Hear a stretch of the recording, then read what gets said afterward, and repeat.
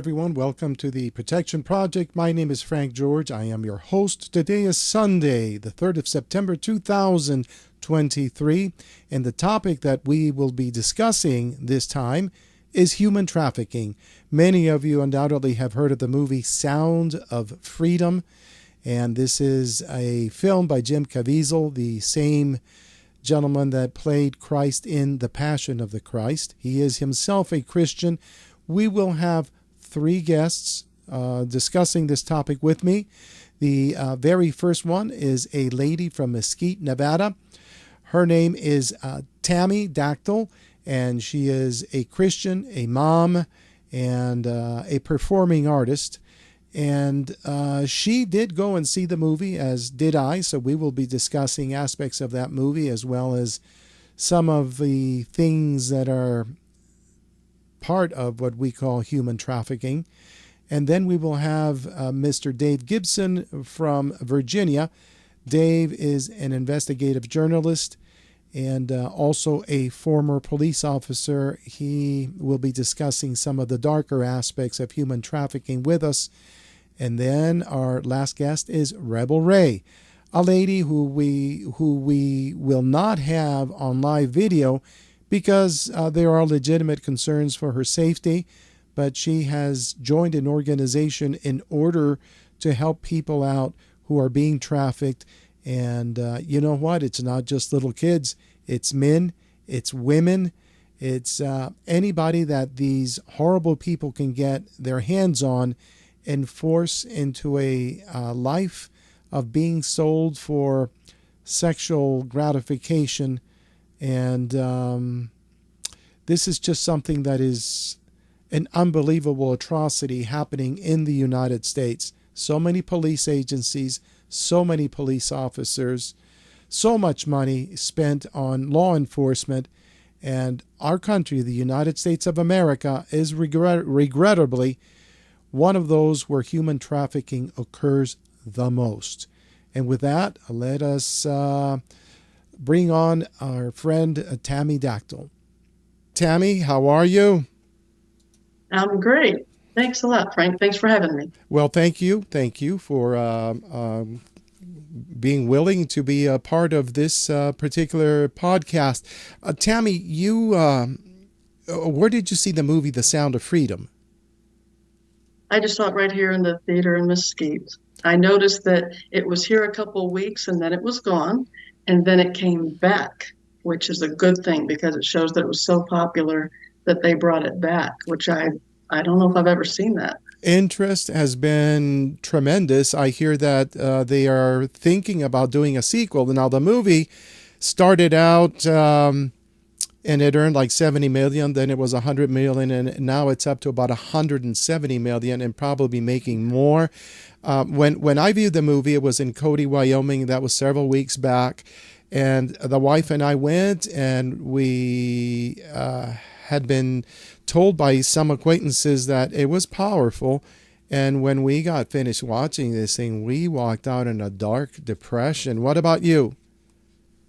Yeah, I felt the same way. It was just so disturbing to know that this could be going on, not just, in South America or Thailand, around the world, but right here in our own backyard, and that we are about the top perpetrator of it. Yes. Just very that is something that is very disturbing. I'm very much ashamed of being an American and having this situation in my country. And I saw a presentation that was put on at the Basin Library, Basin, Basin. That's a town I live in. I think it was about 6 or 7 months ago, and the lady did a fabulous job of presenting facts relating to human trafficking and how children were used in this situation. So are adults, by the way. That does happen. And years before, I spoke to some folks out in Las Vegas, Nevada, who were trying to raise public awareness of human trafficking involving young women because they were being used for sex. That's what it's all about, as far as I can see.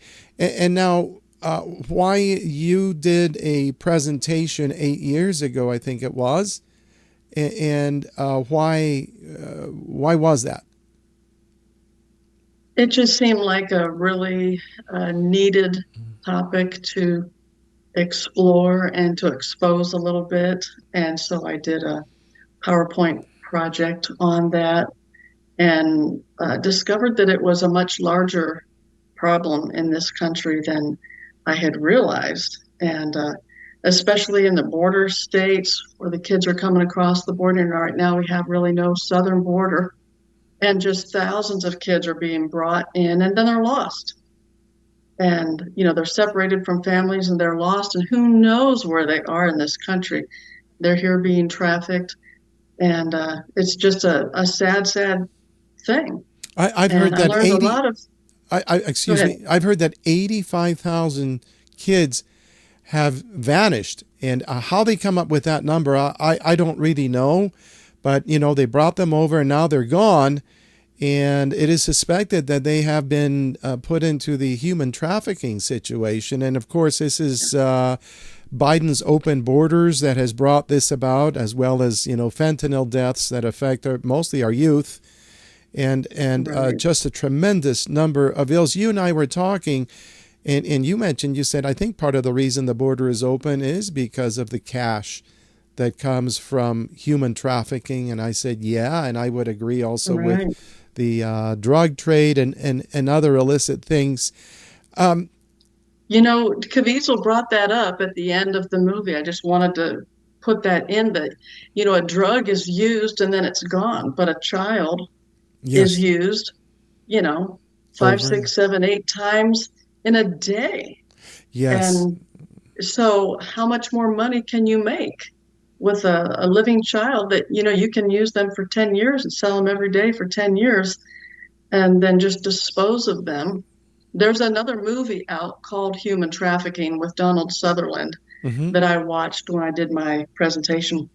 And it exposes a lot of how this happens and that children can just be used over and over. And if they get sick, and they're not going to go take them to a doctor or spend any money on them, they just kill them and they're get the next one. completely expendable. So the Yeah. Sound of Freedom with Jim Caviezel, that focused on children, and Human Trafficking with Donald Sutherland, was that focused on children likewise, or was it adults as It well? wasn't it wasn't little kids. It was more like high school age, a little bit younger, young adults that were still being trafficked. And I was thinking, why don't they just escape? But Hmm.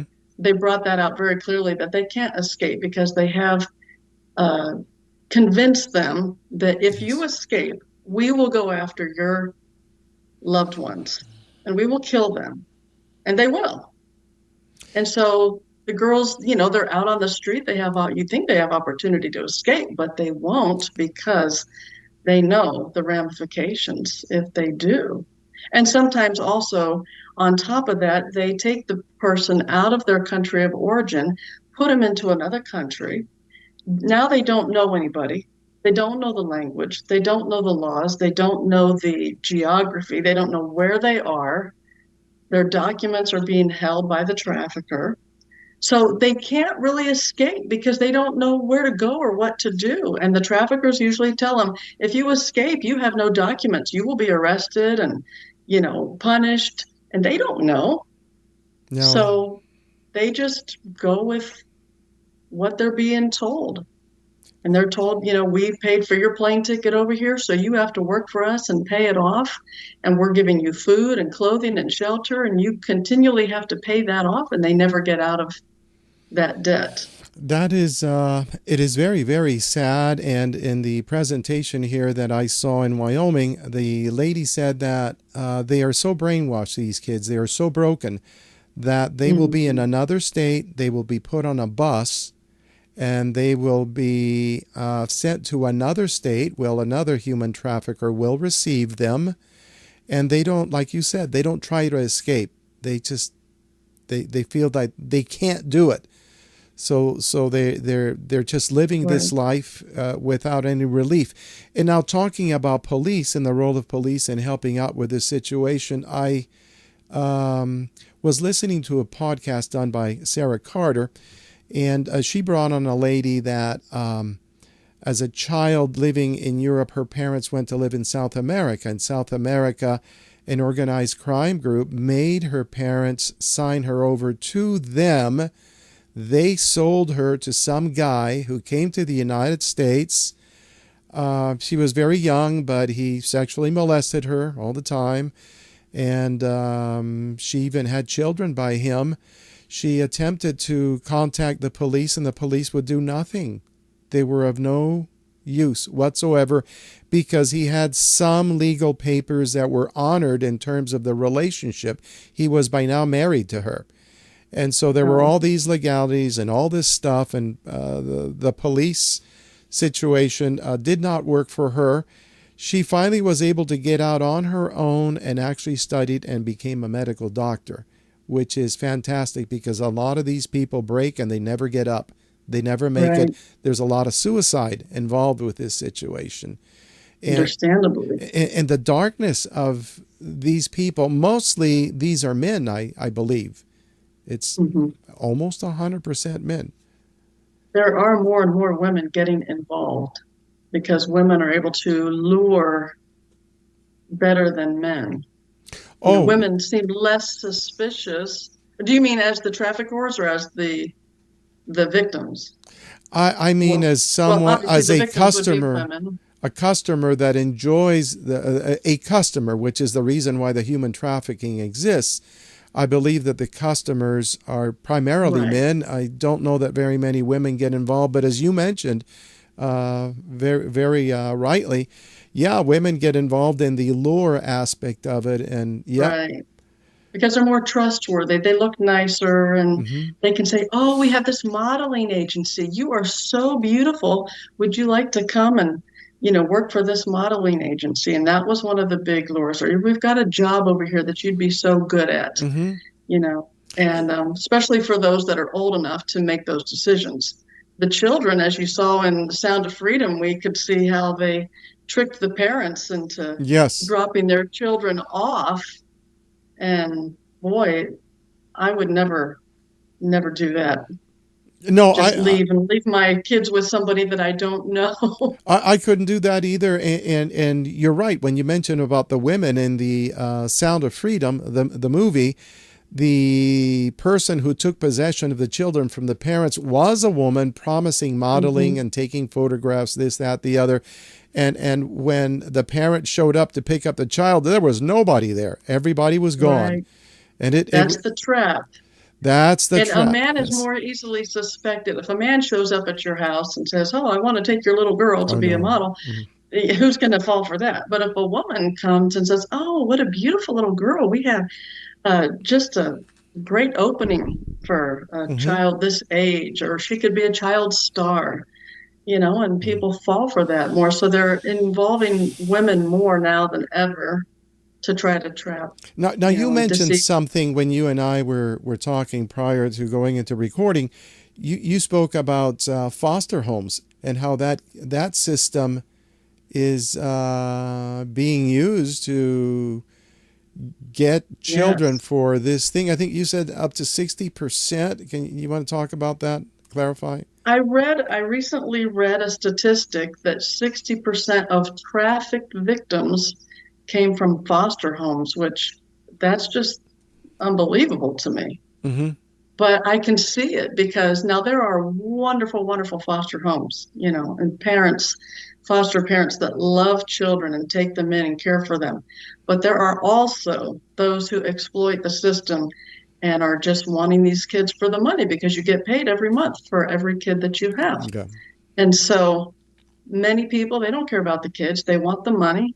They get money from the government for taking them. And then if they put them into trafficking, how much more are they getting? And so what a horribly flawed system that these children are getting sucked into innocently. They don't, they come from a bad home to begin with, which is why they're in the foster system. And then they get trafficked from there, many of them. What a sad It's situation. hell on earth while their minds are being formed, and that kind of degeneracy these people are involved in. To me, what is needed is the death penalty. A woman that gets involved in procuring children, a man who is using, or a woman that's using these children for personal pleasure. To me, once these people start getting the electric chair, that'll make a big dent. Something I heard Jim Caviezel say was that the Central Intelligence Agency is involved in this, in human trafficking. That there's an aspect of that where they are. Have you heard any such thing? Yes, I have heard of, corruption in high places. But really, I mean, I know that the Central Intelligence Agency has been involved in the smuggling of drugs. That's been known for a long time.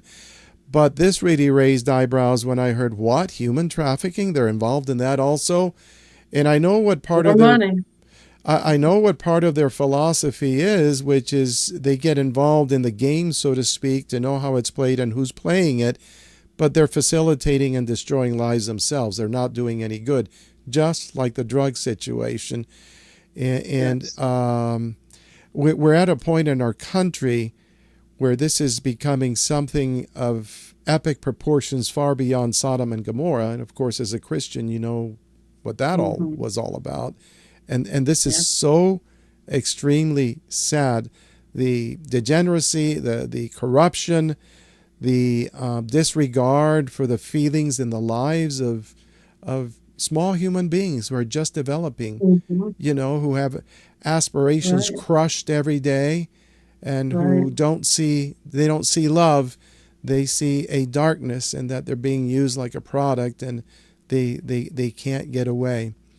Do you Um, remember in the movie when Jim Caviezel, as the undercover cop, he caught that guy and he said, "May a millstone be hung around your neck yes, and you thrown into the deepest sea," or something like that, yes, referring to what Jesus said should happen to someone that offends any one of these little children. And that's how God sees children as so valuable and precious. They're defenseless. yes. I mean, he sees us all that way, but the little ones have no defense when they're being, tricked and kidnapped and taken to some other place and abused like that.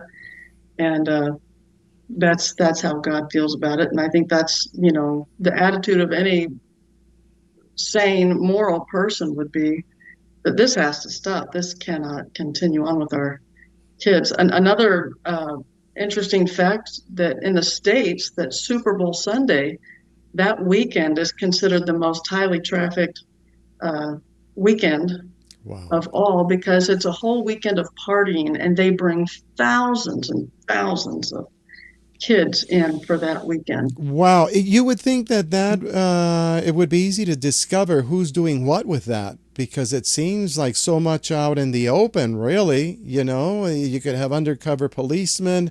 There's Yeah, something they that do. there's something that the Federal Bureau of Investigation could do other than showing up at people's houses and shooting them and stuff. And Right. Well, for Super Bowl weekend, whatever city the Super Bowl's going to be in, this is one thing that they must have been doing it for a while because I learned it in that project I did 8 years ago.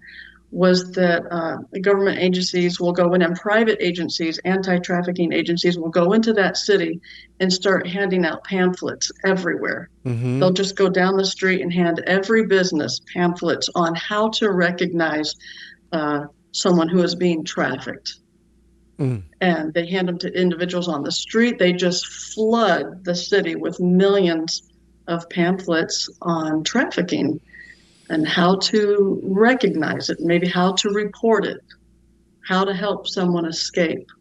But So would I you? haven't ever been in one of those cities, so I haven't seen Um, that. But that's what they said that they do. I've seen efforts in Las Vegas years ago, but would you not think that this would be easy to find out who's trafficking who and what? There's so much law enforcement of all different kinds, and it seems like they've been relegated to doing nothing more than giving us a speeding ticket or something when this stuff is so vitally important that somebody gets a Yeah. hold of it and crushes it. We've got all kinds of intelligence agencies and Yeah. everything. And the one thing that I heard in the presentation here in Wyoming is that there's a lot of judges, politicians, and powerful people involved in this pedophile thing where they enjoy children for their sexual pleasure. Right. That's why there's nothing being done about it. That's pretty much what this lady said, and you know my mind has a hard time adapting to understanding that this is really happening. It's so monstrous and so evil. Well, tell you what, Tammy, let me have some closing words from you because we're going to move on to Dave in Virginia, and I do want to thank you for your participation. One thing I want to ask before you say goodbye. Is this being discussed in the church? And I don't know what church you attend or anything. Um, I, I'm sure that it is. I don't know if it's a part of any like Sunday morning sermons or anything. Um, I haven't been in church for a little while, and I just started recently going again Mm-hmm. the last couple months. So, like I said, it hasn't been the topic of Sunday morning sermons, but there is um, talk about just the degeneracy in general Mm-hmm. of our society. And that's just one aspect of it. And it just, people are broken Yeah. and they need to be rescued, especially the children. But boy, if we could stop the perpetrators and change their hearts, that would be even better than just stopping them. Because if you stop one, another one just comes right along. Yep. But I mean, if we could somehow change the hearts of the perpetrators, then that would be the best deal of all. I So, think I think if we stop them from breathing, that would solve a lot of the problem. But then I'm sort of mean. Well, Tammy, well, that might be the best way. it's a final solution. Tammy, want to thank you. Is there something you want to say before we say goodbye? Well, I appreciate you bringing this very much needed topic up. America needs to hear about it. Nobody wants to talk about it because it's very Mm, uncomfortable. And so that it's not talked about a lot. But I think this movie, Sound of Freedom, has brought it to the front of the stage. And now everybody is talking about it and thinking about it. And hopefully, many will get involved in doing something about it, being trained to recognize it and to know how to help get involved and stop it. And I appreciate you bringing the topic to the forefront. as I appreciate your stepping forward and sharing your knowledge with us. Thank you, Tammy. Have a great day. May God bless. Bye bye. Thank you. Bye bye. Okay, ladies and gentlemen, at this time, I'm going to bring on Mr. Dave Gibson from Virginia. And he is a former law enforcement officer and an investigative journalist. And so, with that, let us bring on Dave by pushing the right buttons, I hope. Here we go. Oh, my gosh. Okay, Dave, how are you? Frank, I'm okay. I'm glad to hear you're on top of your game as always. Yeah, I know. I look a little bit raggedy. You were telling me that I look like I slept under the bridge and I'm homeless. And yes, I have the look. I'm tired, but I want to get the through the interviews, which is the important aspect. Since you and I are also going to be discovering discussing the darker aspects of human trafficking, and you have a background. You're an investigative journalist and a former law enforcement officer. You're in Norfolk, Virginia. Is that right? Yeah. Yeah, I worked in Virginia Beach, Virginia, next door. Lovely. Now that we've told everybody where you're at, the drug cartels can come and Yeah, find let me you give you after. my address. Give them your address, will you? Yeah. My GPS coordinates. Okay. Well, Dave, okay, the really dark aspects of human trafficking, because just in words we say, okay, hey, they bring these children over the border, and it is primarily over the border, and they use them in the sex trade. Those are words that do not adequately describe the horrors that these children are forced into and have to endure for many a year until they die, sometimes prematurely. So, what do you got for us there? Well, look, I can tell you what I've seen on the job as well as Virginia Beach. they claim that they're no longer a sanctuary city, but they are. Um, they have been a sanctuary city forever, and what I've seen through my research and reading through court documents, what typically happens, first of all, the cartels run. Of course, they're in charge of the border now. They have operational control, and they're the ones who bring these children in here. Um, they will bring them to the young little girls. They kidnap them in Mexico, Central America, bring them to sometimes their families will actually sell them into the sex trade. Um, they bring them into the United States typically, and they will send them all over the country. And where you'll find them is wherever you have large concentrations of illegal aliens in this country. Uh, you will find large numbers of children and young women, and the young women are brought here with promises of a good job, of work, or of romance. They call it the lover boy scheme, and someone will talk to them online, and they'll send fake pictures of another guy and send them a little bit of money and stuff, and promise them a better life. But the children, primarily, so you have young girls and women up to maybe 20, early 20s. They take them, once they get them here, they shove them in a stash house, and they rape them for about 3 weeks repeatedly. A gang will rape them over and over and over again to get them to desensitize them, and then they will tell them, look, they don't really tell them where they're taking them.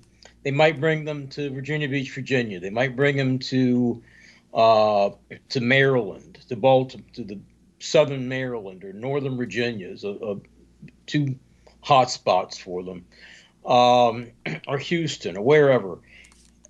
And they cater primarily to illegal alien laborers, construction workers, dishwashers, unskilled laborers, and they will put them in a trailer, into a trailer park somewhere. They'll drive them around and rent out a couple of rooms at a cheap motel, and they'll drive them around and drop them off and take them to this guy and take them to that guy. And typically, you see these girls will be forced to have sex with grown men 10 to 30 times a day, one day. Mm-hmm. And these are girls as young as 5, 6 years old. And they suffer horrific injuries as a result of this. And sometimes when they're injured so badly, they're not going to take them. They don't take them to the hospital. Obviously, they kill them.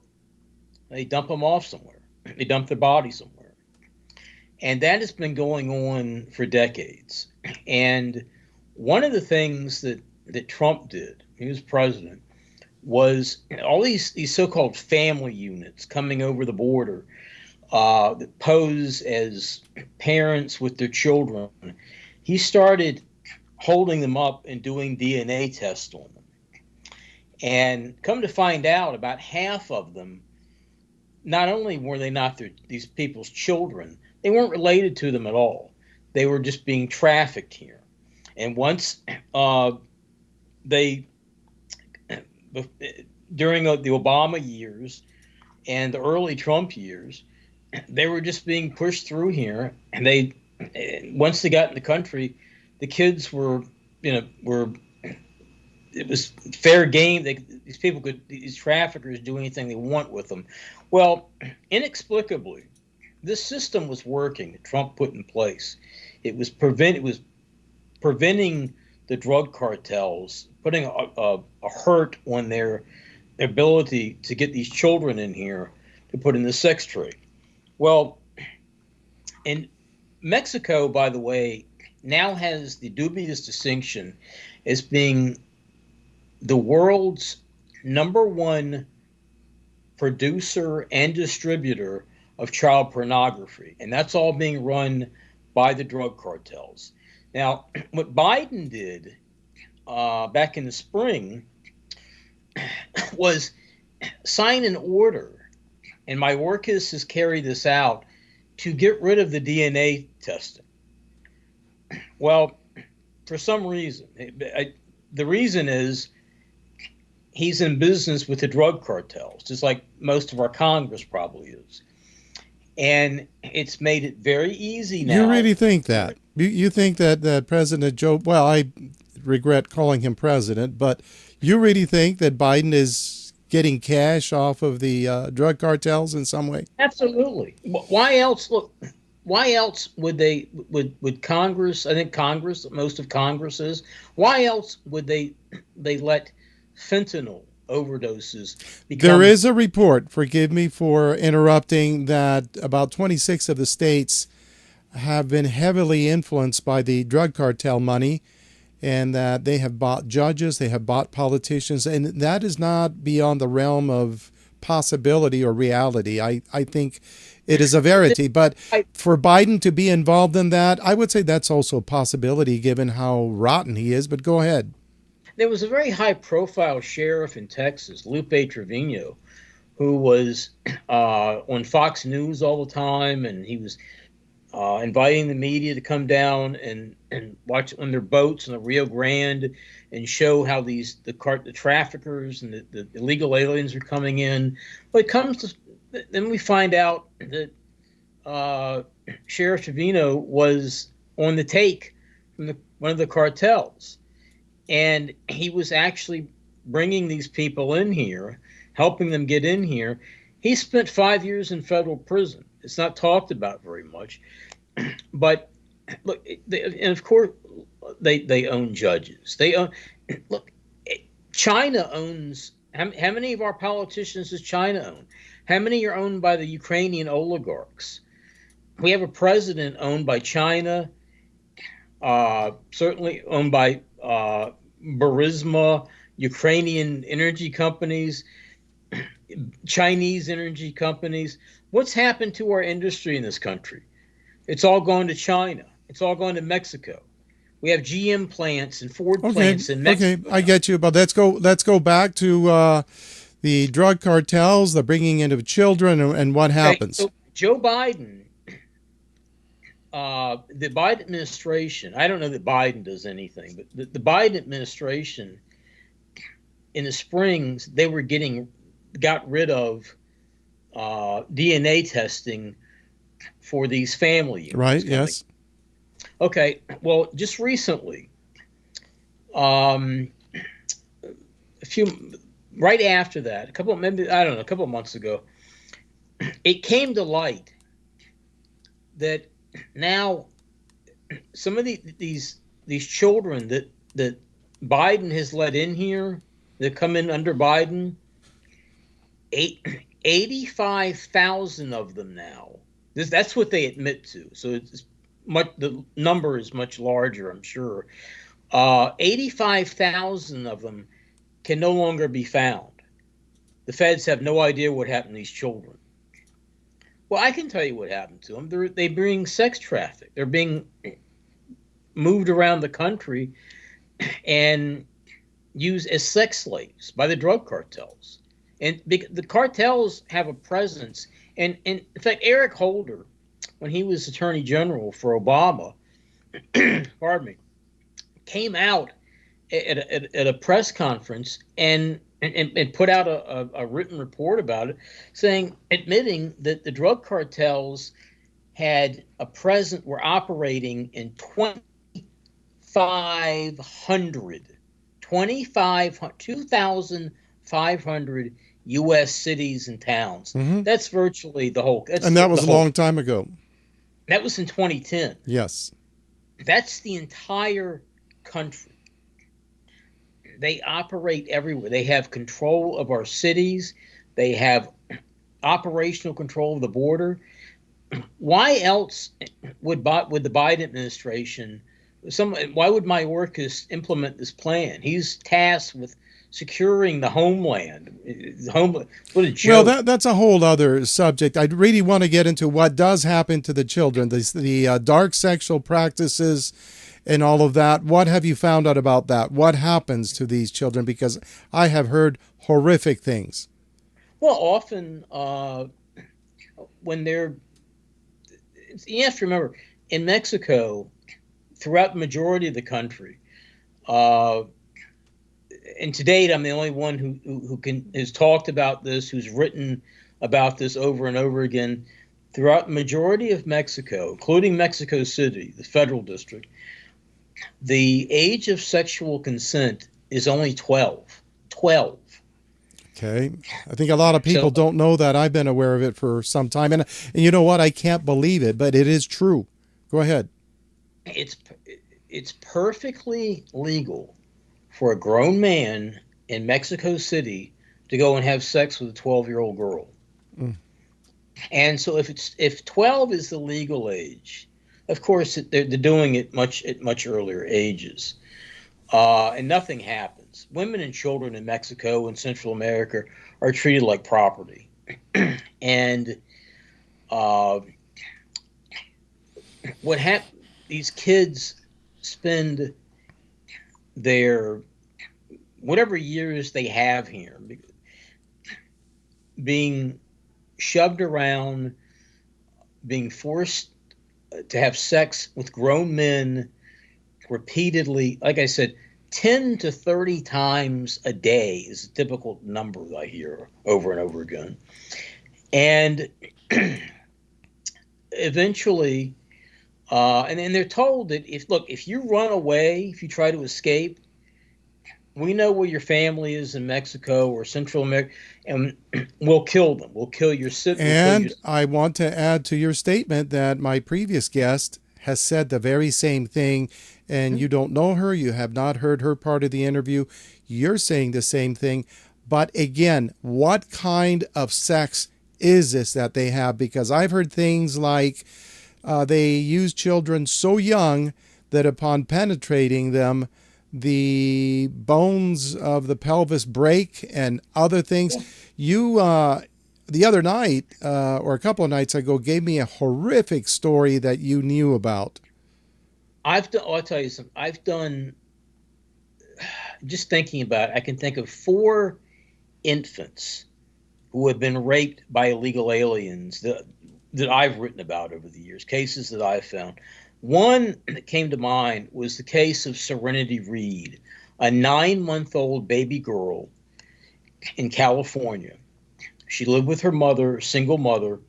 This illegal alien gang member was sleeping with the mother on and off.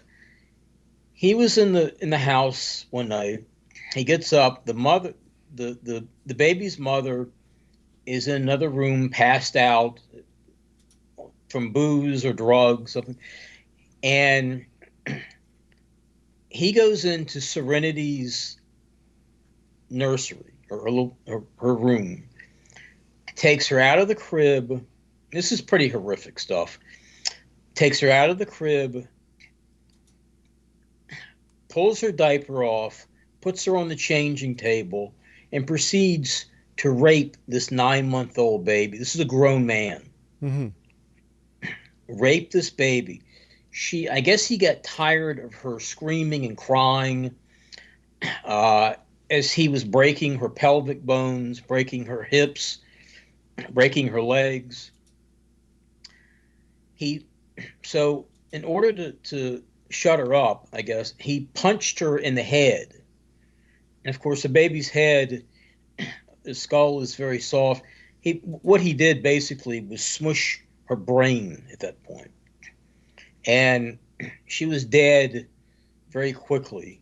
Um, According to the autopsy report, he continued to rape this little baby after she expired. He throws the baby on the floor when he's done, goes finds the mother's purse and retrieves her car keys and a $20 bill and takes off and heads to the border, heads for Mexico, and that's where I assume he is today. Okay. This happened about 9 or 10 years ago. That of course is horrific, and you mentioned illegal aliens. Illegal immigration is all about human trafficking. The drug cartels currently control that too, courtesy of Biden and Alejandro Mayorkas in a manner that has never been seen before. I want to get to the question of adrenochrome. You and I have gone back and forth on the question of adrenochrome, which is what? An elixir of sorts for longevity and health and rejuvenation made from the blood of very young children who have been subjected to anything that will terrify them. And at that point, their blood is extracted and this product is produced, which supposedly is drunk by what? Elites, politicians, movie stars, whatever. Yeah. Is that correct? Is that what we're talking about here? And like you said, the story how supposedly these children are tortured, beaten, tortured in every way imaginable you can think of, so that they're producing huge amounts of adrenaline. Their adrenal glands are working overworked. Their blood becomes filled with the adrenaline from these children, and it's then extracted, and they bleed the child out, basically. This goes on, from what I understand, mostly in third world, what we call third world nations, Central America, Asia, places where, in Africa, places where Bill Gates has his hands in all the time, and where children's lives are unfortunately not worth much. And look, you have to look at, and I've told you this before, this has been going on, I believe, for a very long time. Something I noticed at a very early age, I was always interested in history, in presidential history. And I noticed that the presidents seem to live a very, very long, inordinate number of years. Jimmy Carter, I believe, is 98 now. I remember more than 20 years ago, he was supposedly dying. And they were gathering the family and all this crap. And then he made this recovery somehow, and nobody talked about it. And then again, maybe 10, 12 years ago, another health crisis. I think he had cancer, and he was dying, and he was almost was on the way out. I gotta tell you, I know where you're going. That's a far stretch. So I really gotta ask you, because a lot of this stuff, okay, it may be the real deal. Maybe it really is happening. Maybe people are drinking the blood of very young ones as a product to keep themselves young and free of disease and such. But I've not seen any real substantiation of that. But it is a thing that's out there, adrenochrome. A lot of people have heard of it. They talk about it. So at least I wanted to touch upon the subject. I wouldn't go as far as you have. Okay, you think what you think, that's fine. I think that's... and I don't find it offensive. I mean, what is more offensive than a politician anyway? So bloodsuckers to the bone. So, that isn't the point. The point is of being factual.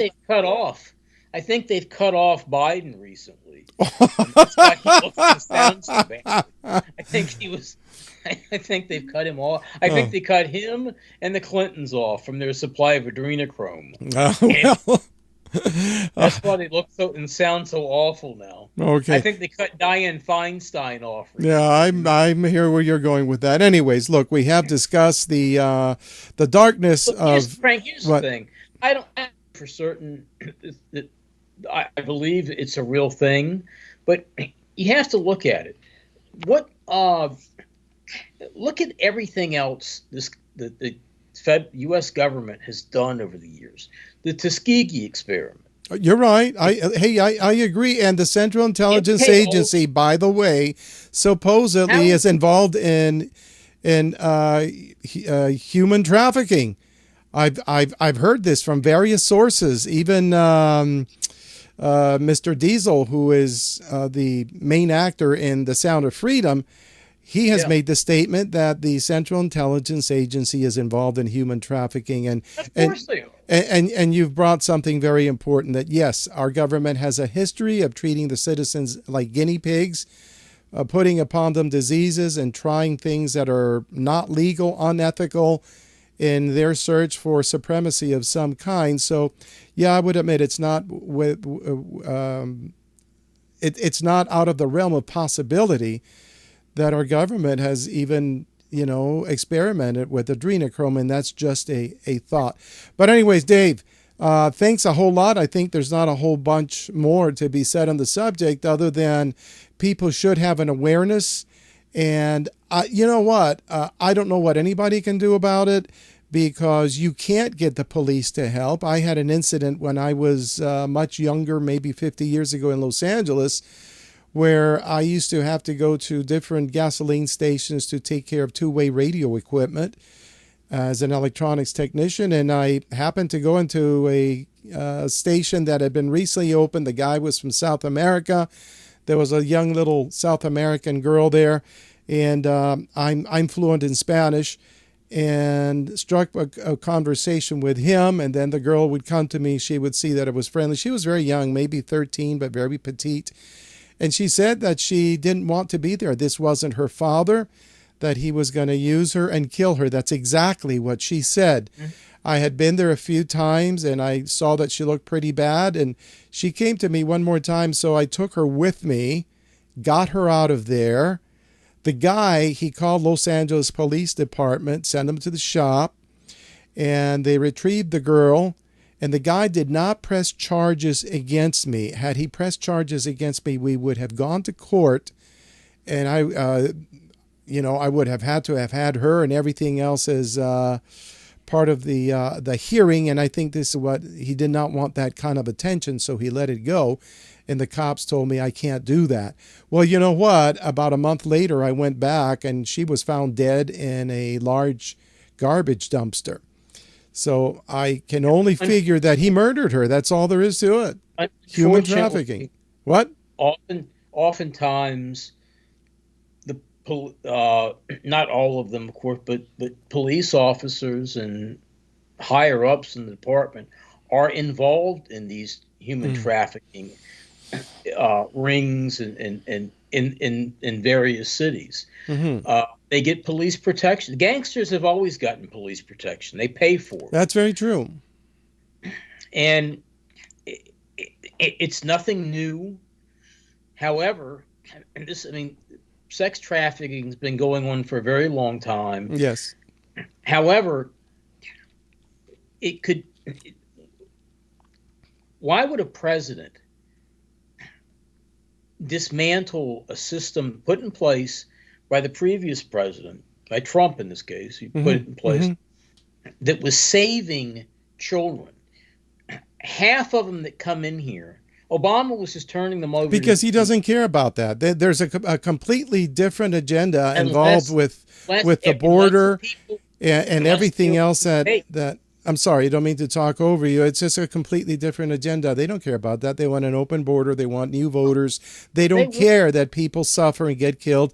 Who was it? I was speaking with a fellow like yourself, very heavily involved in the illegal immigration issue. He said 100,000 Americans have been killed by illegal aliens, people here illegally, people that the government lets in. And to that point, I want to say that aiding in the process of human trafficking, you have the Border Patrol and the Department of Homeland Security acting as travel agents for these very same people and perpetuating this horror.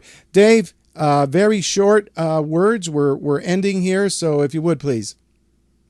Look, Frank, I put an article out we talked about a couple weeks ago about the number of, and Don Rosenberg is the one who, Angel Dad, his son Drew was killed by an illegal alien, who you've interviewed. Wonderful guy. He found through government documents, the Government Accountability Office, their own. They put this together. This is the Fed's own numbers. We've been looking for forever. Illegal aliens killed 33,000 Americans between 2010 and 2015, 5-year period. Yeah. Now, you can go on illegalaliencrimereport.com and read that article. Illegal aliens killed 33,000 Americans between 2010 and 2015. Look, we have the number for 17 to 49-year-olds. The number one killer for that demographic, and think about that size of that demographic, 17 to 49-year-old Americans. The leading cause of death for that group is not COVID, it's not car accidents, it's not shootings, not stabbings. It is fentanyl overdoses. More than 100,000 last year were killed. And that does come over the border. It's all coming over the Mexican border. We could put a stop to this. The government could put a stop to all of this crap in 2 days if they wanted to, and close that border down. So if they could do it, and it's obviously it's causing tremendous harm to American children. Why wouldn't they do it? Because they don't want to. Why? Because of this. Because of money. Because they are owned, just like they're owned by China, who makes the damn fentanyl, who sends it to Mexico to smuggle over. China doesn't make a dime on fentanyl. I understand. And Dave, I got to go. Thank you for your time. People can find you at, what is your website? Illegalialiencrimereport.com.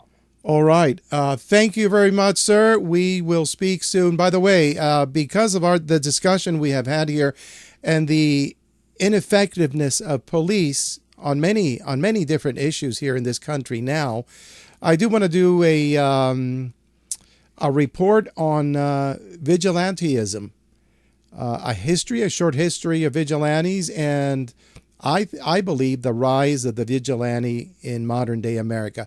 Thank you, Dave. Take care. Bye-bye. Thank you, Frank. Well, everybody, our next guest is a lady who has gotten involved in the nuts and bolts of human trafficking, as in she's doing something about it.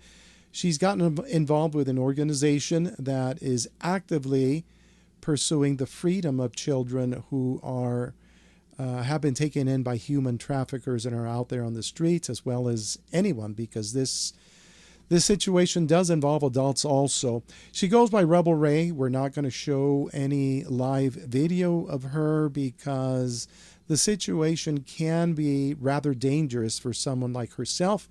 And with that, Rebel Ray, how are you? I'm doing great, Frank. Thanks for the invite. Happy to be here.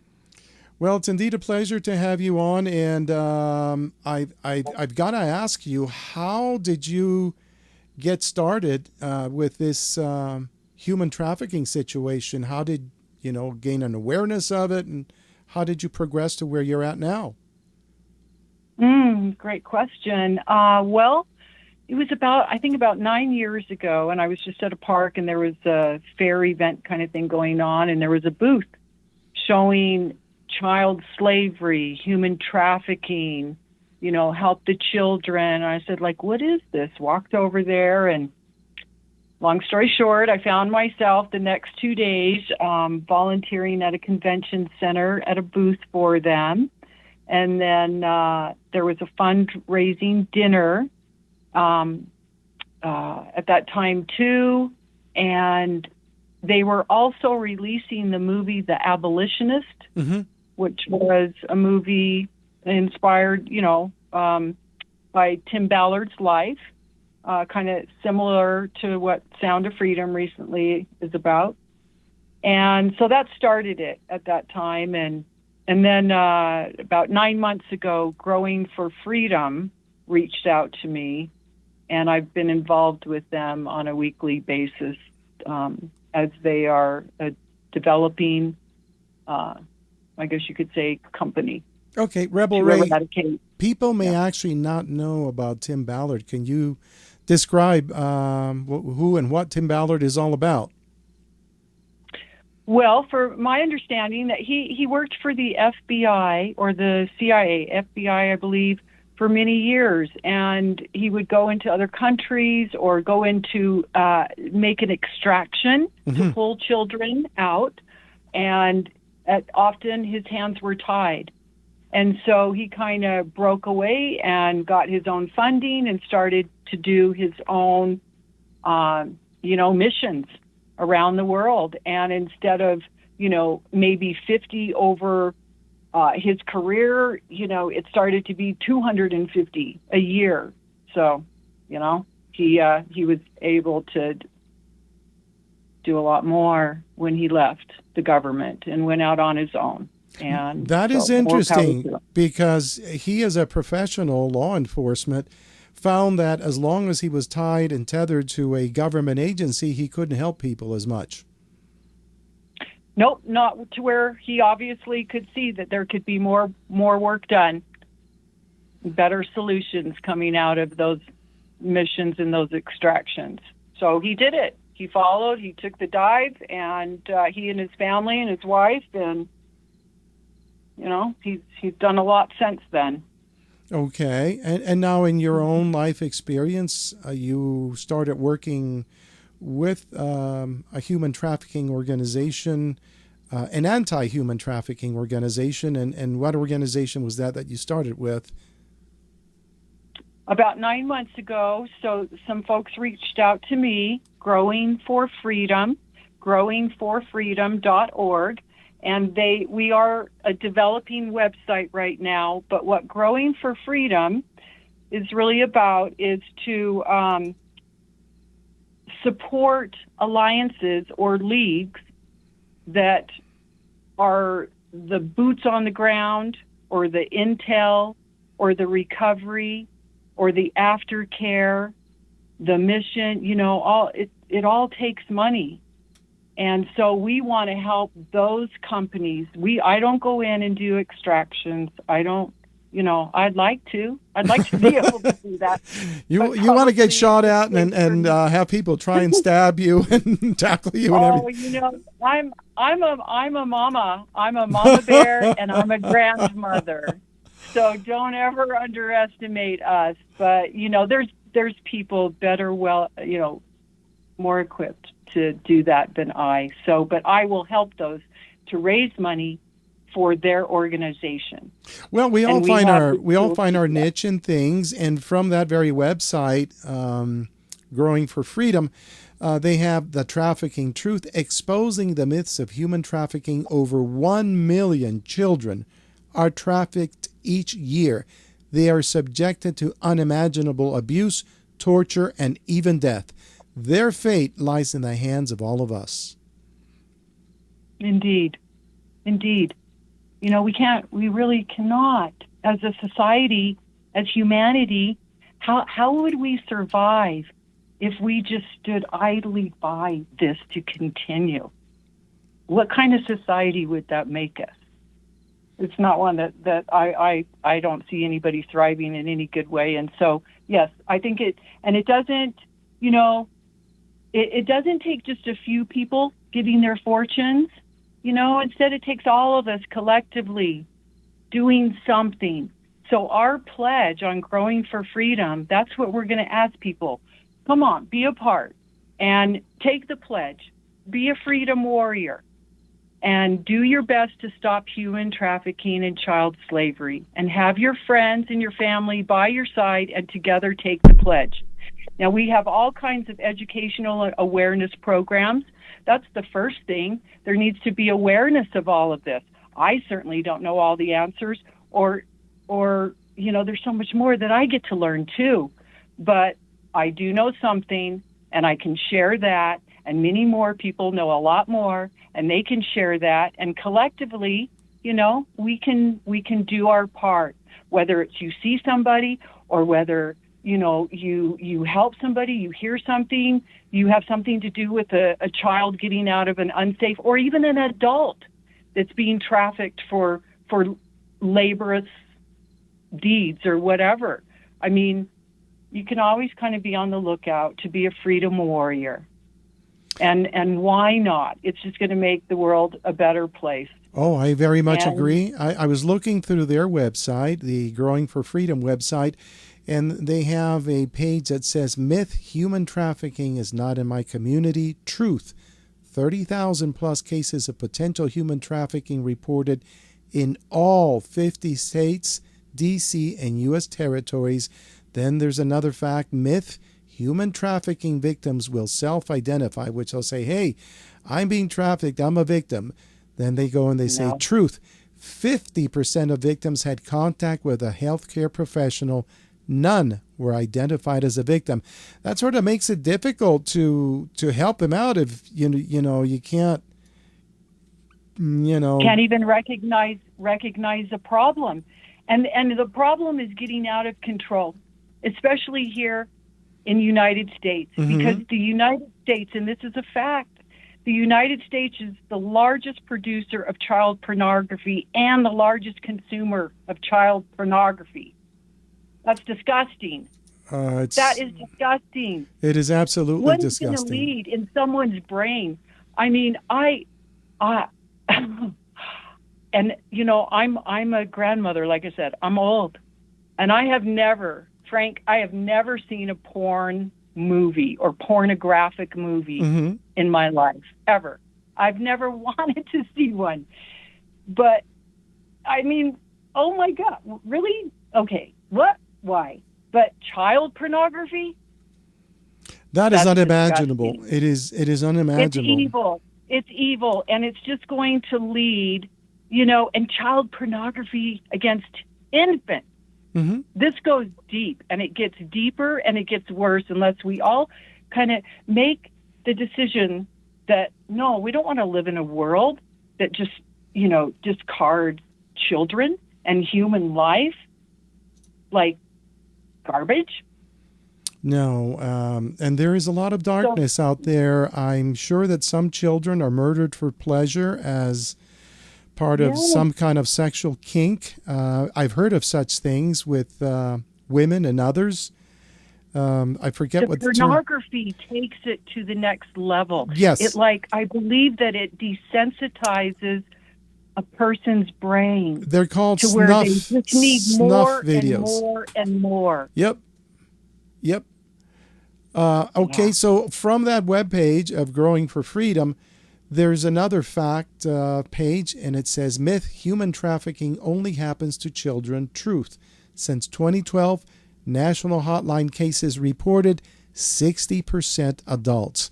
Myth, human trafficking only happens to women. Truth, since 2012, national hotline cases reported 18% were men.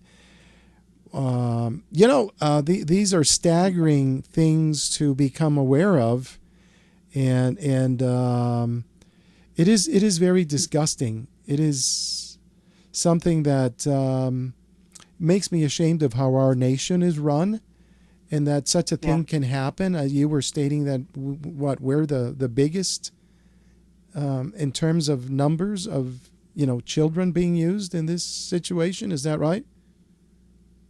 U.S. is the largest producer of making child pornography. Oh, okay. Yes, and the largest consumer of it on, like online. So making that pornography and consuming that pornography. And, human trafficking, they say that right now it's a $1.5 billion business worldwide. I would argue that. I think that that's probably much higher. And I also feel that it's probably higher than 18% are men, and that's probably going up. So, yeah, we can all do something. And the pledge on Growing for Freedom is going to be a beautiful opportunity to really get involved. That pledge, one could donate $5 a month, It would be a beautiful thing. And they get so many perks, if you will, that they get to be a member of the Freedom Community Shop with huge savings on hundreds of thousands of products.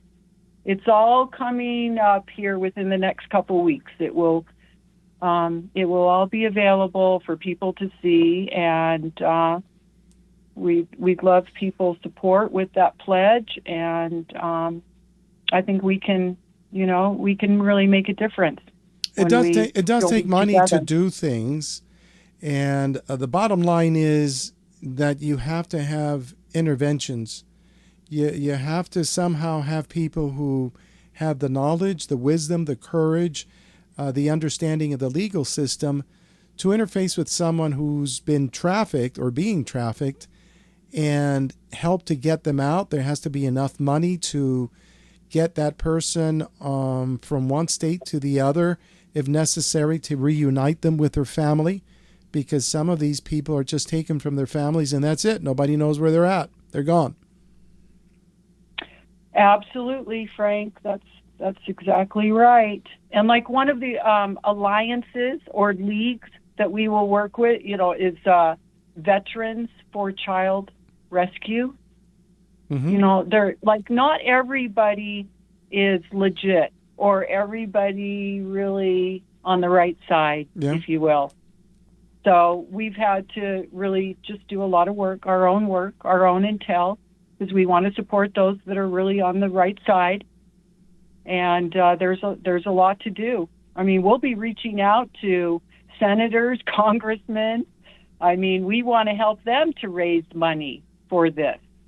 We want to be the support line for those that believe in this cause and this pledge, and help them to move forward with coming up with solutions together and raising money. It's going to absolutely take that. I don't know. I don't see where our government is really. It's not. I don't see. Oh, that's a whole different subject too. I mean, we're funneling, opening open borders for children to come in here, and where are they? And they are bringing a lot of children in that are being trafficked. That's become a fact. There's currently, they say, more than 85,000 children have been lost. They just came into the United States with the help of the drug cartel people who bring them in, and they're being used. These drug cartel people are soulless, evil people, and they're using these children. And you would think that the police agencies and all such would have enough intelligence assets to find out who's doing what and take care of the problem, but obviously not, because the problem is huge in the United States. Well, it is. And sadly, it's within the government, too. With Child Protective Services, there is so much room for improvement and not to lose children after the third, fourth time they get moved around. Conveniently, they might be just lost.